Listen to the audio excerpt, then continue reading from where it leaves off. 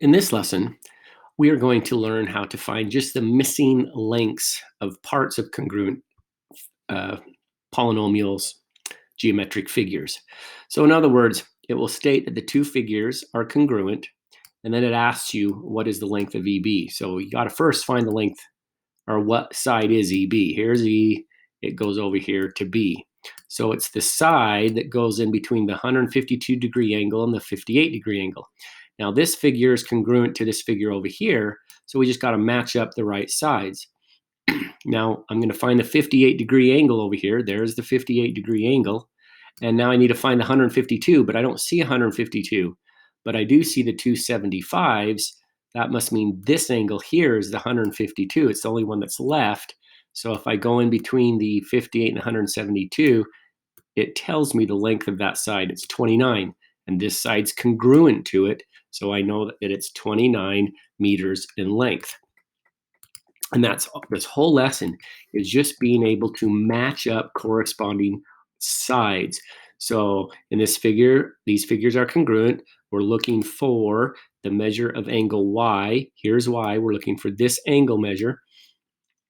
Well, it's got to match up with one of these two. They both have a right angle. That means one of the other angles has to be congruent. So this has to be the 56, since this one up here is 34, and this one has to be 34. So we know that this angle here is 34 degrees in measure. And you'll probably find this very simple and straightforward.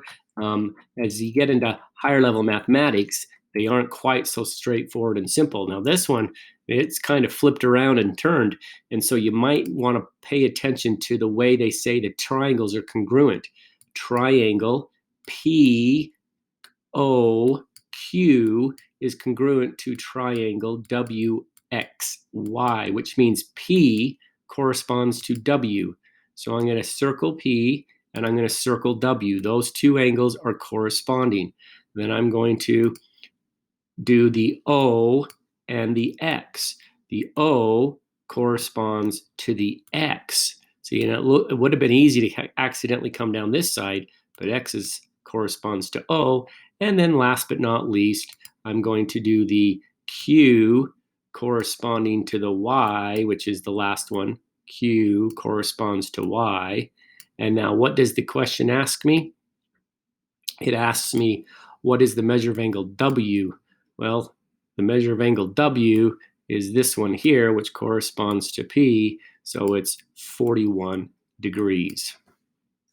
Okay, I kind of went a lot more information than was needed on that one, but the point is being able to be very careful as you find the congruent parts. TR, so I'm looking for the length of T to R, and that's a 77-degree angle, so I'm going to find the 77-degree angle here. I know that this is 62, so this must be 42 or 41, which is this angle here. So I'm looking at this side here, which is 67.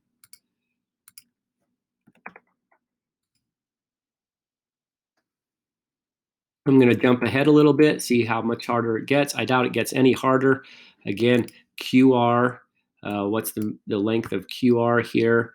QR, here's Q, here's R. So it's going from the 56-degree angle to the right angle. I knew this was 56 because all three of these angles must add up to 180. Oh, and it's right here, 56. Going to the right angle, it's 28.